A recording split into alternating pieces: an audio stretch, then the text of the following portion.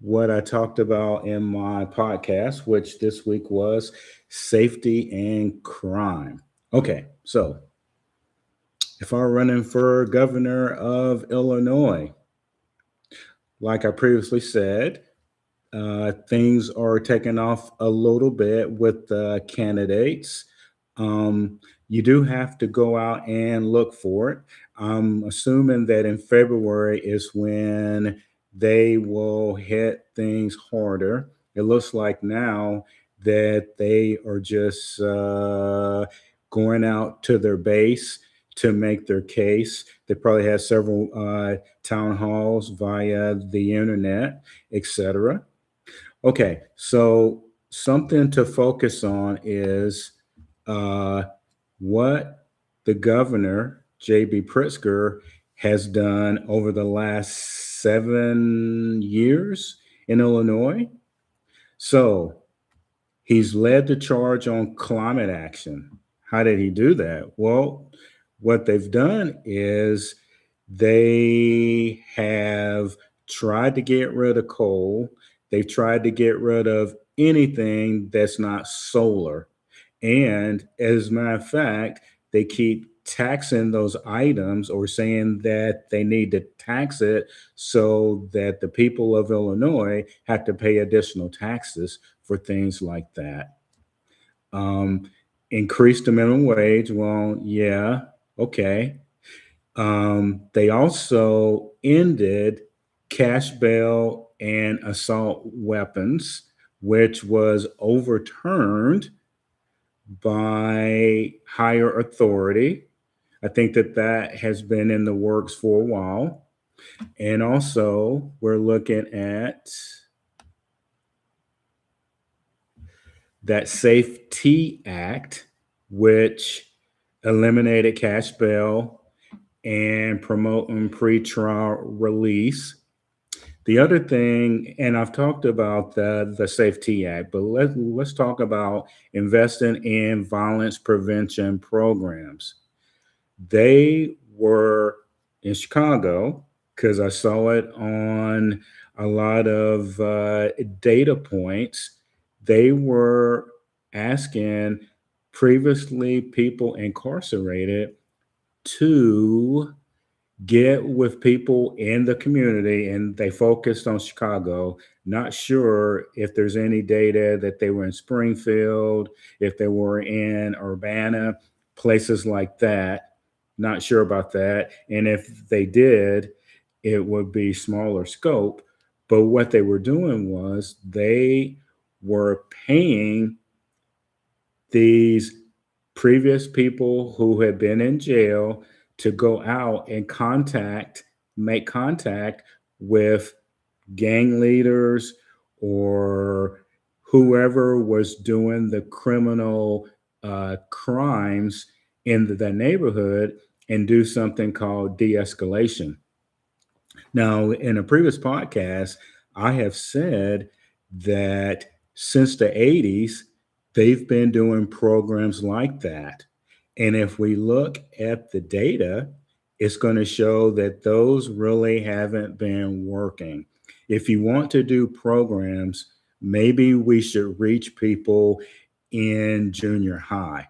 Now, I can talk more about that later as a counter to just putting taxpayer dollars in failed programs for decades. And that's what they've been doing. And also, like the Democrats always do, they want stricter gun laws. Now, if you go back at least a decade, you can see that this is what they've been doing.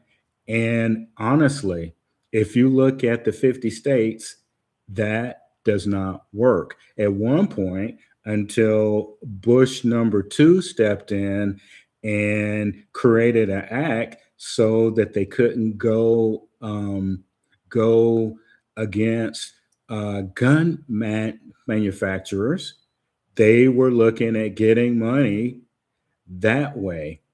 And guns, in my view, and this is an opinion, don't kill people. People kill people. And the state has spent way too much time of trying to block people from having guns when they should be looking at the actual people doing the crime. And so every time Illinois and the governor and the legislature put up legislation that they passed trying to ban guns, they even tried to ban them in Chicago and it got overturned. You cannot address the problem like that. And the governor has had 7 years to reduce crime. What reduced crime was COVID, as I've told you, and now it goes up, it goes down. It just depends on what's going on. If it's a hot summer, could be more crime. There's been years in Chicago since he's been governor that they've had to have task forces of police officers go out just to get it under control.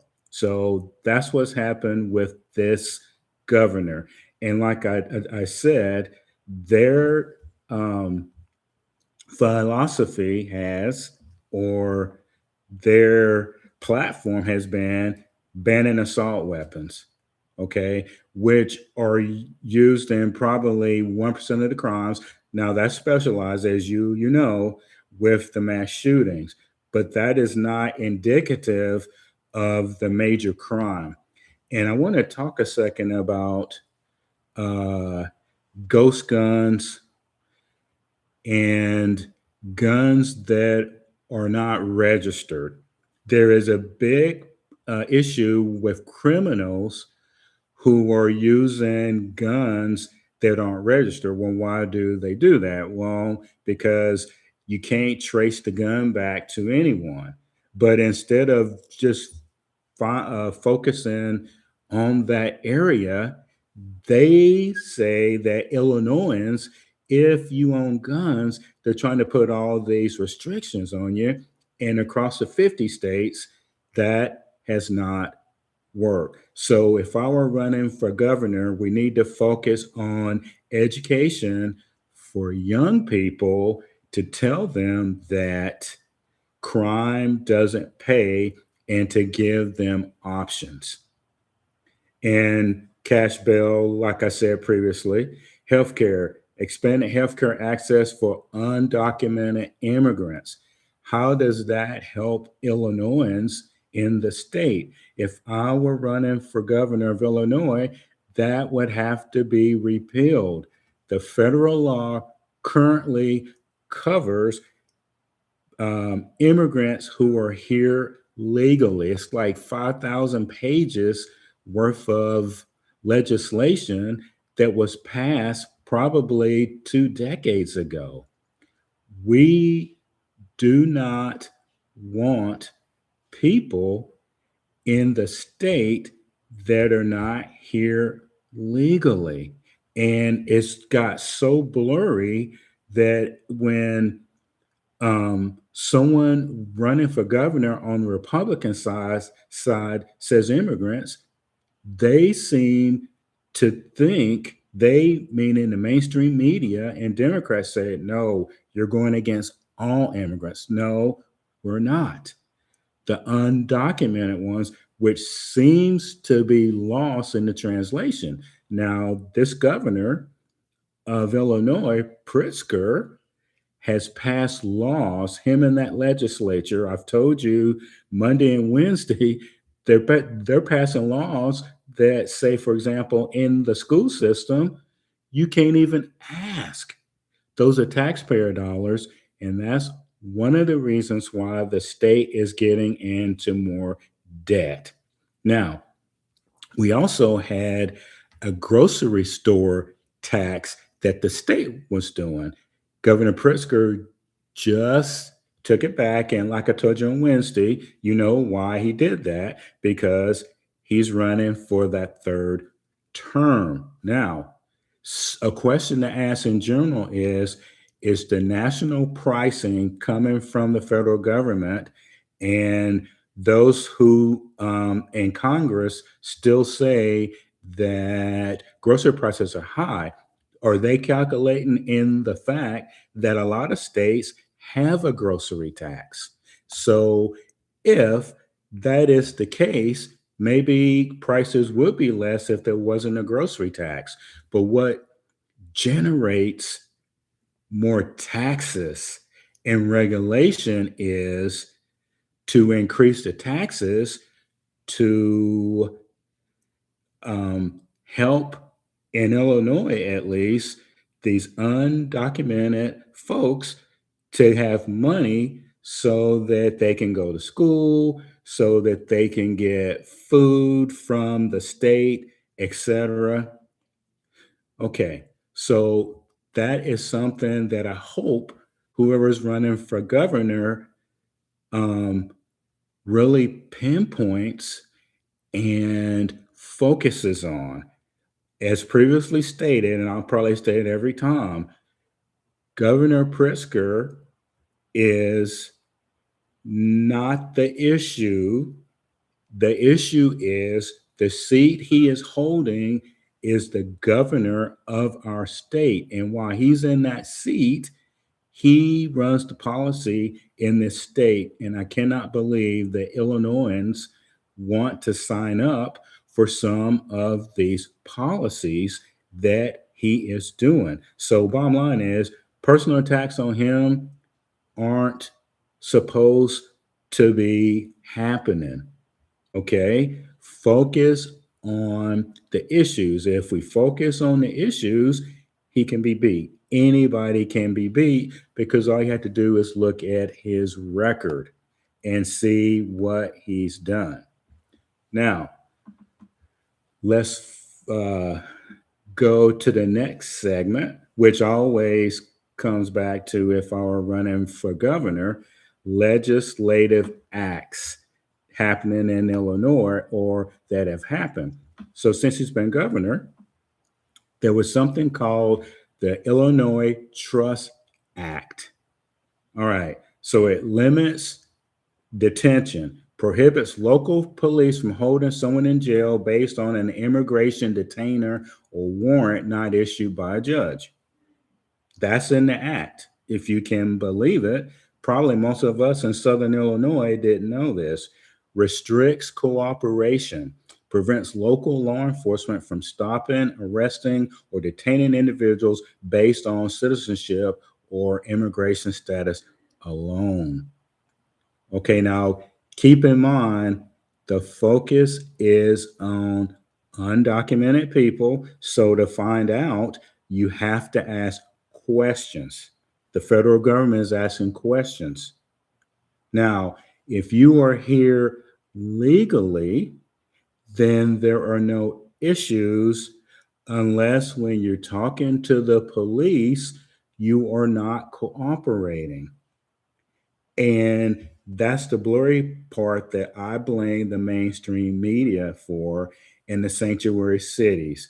If they wanted to really help out, they would call people in and say, because they have access to the same information. And I'm sure that the federal government would give them access. Hey, guy, your paperwork has expired. Are you going to update it or not? Okay. And the states could have, in these sanctuary cities, have given people documents that certify that they are here legally. Why can't they do that? And the legislature should have helped out in sanctuary cities since the state is a sanctuary city and focus on that. Hey, get them a legal document and then they can show it to them. If they are detained at that point, then you have legal justification to do something about it. But fighting them and not having any evidence, as a state, the legislature has failed because it looks like that the governor and the legislature are saying, hey, they shouldn't be asking you because it's not their business. Well, it is their business because they're trying to enforce federal law. And the numbers in Illinois, I don't think are that great.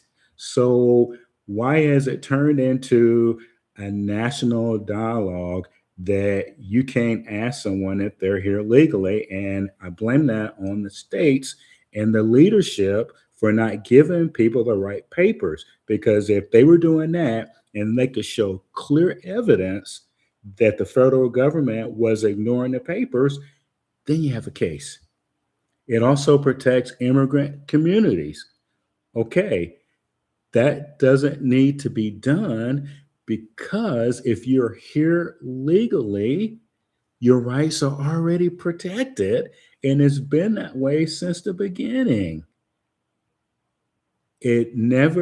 Immigration has not become an issue until the Biden administration. Remember, the Obama administration, when people were here illegally, they were kicked out of the country.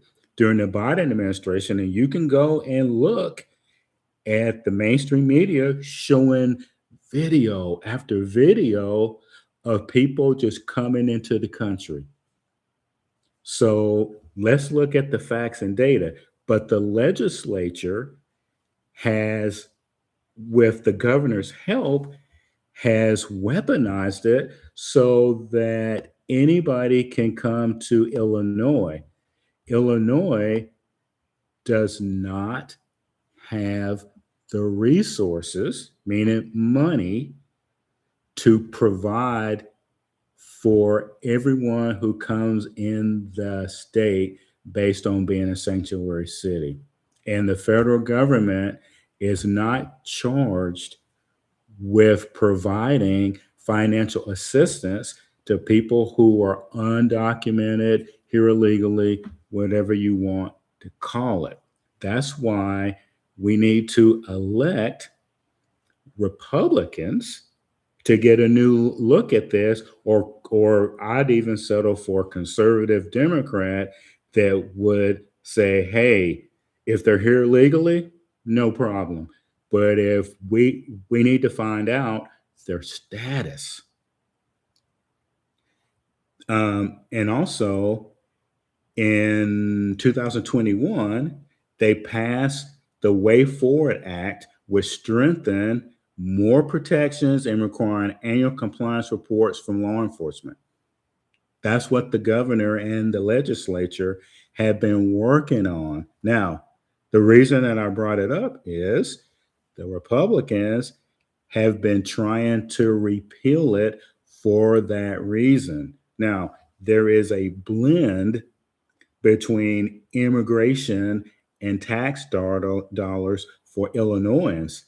And in Southern Illinois, and for all of us taxpayers in this area, we are seeing costs going up because of it. Remember, I talked about transit. Well, think about this. Here's the blend. You've got more people using transit because when they come here initially, they're more likely not to have cars or any type of transportation. They don't have a license. So they're going to go to a bigger city and they are going to want to have access to public transportation, whether it's buses, etc. So as a result of that, the state has to cover more because these are the same people who aren't paying to be on mass transit. They're not paying to be on the buses. That's what the legislature is doing. And they are passing on that cost to Illinois taxpayers. And they just strengthened that act with the Way Forward Act. And that's what has been the focus in Illinois. So the legislature is going to come back into session next week, and it looks like that it's going to be more of the same. So I am going to report what they are doing to make you aware of that, because the goal is you'll make an informed decision this November when there is the election cycle. and maybe we can turn back some of this stuff. Now, I looked this up, income tax calculator for Illinois. So currently, because they did it at $100,000. Okay, I don't think that that's the average income in Illinois. So I did 80,000. So check this out, and you can go to this website. Is out there, and it's numbers driven with creating the fields for the calculation. So if you make $80,000, Medicare is $1,160 a year. Social Security is $4,960 a year. State income tax, $3,960. Federal income tax is $10,368 on making $80,000 a year. So, drum roll, please. So in Illinois in 2026, you're going to pay out $20,448, which is, another drum roll, 34.6 tax rate. Average tax rate is 25% on $80,000. Illinoisans, is this what you want to pay? We need to look at the taxes in this state. That should be the only focus of anyone who is elected in Illinois. So think about that.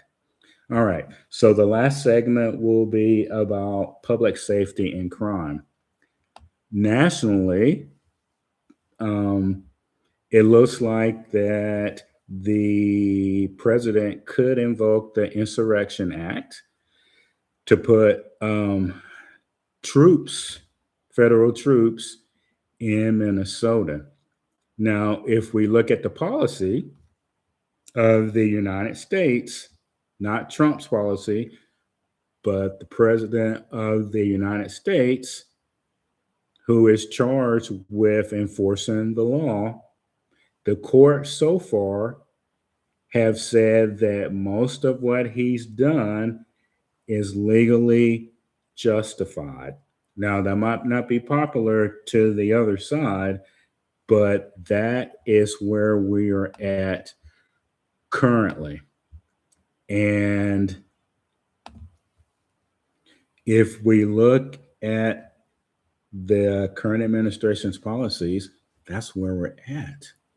We are trying to enforce our laws. And if we look at what was said in the podcast, we got law enforcement and policing, federal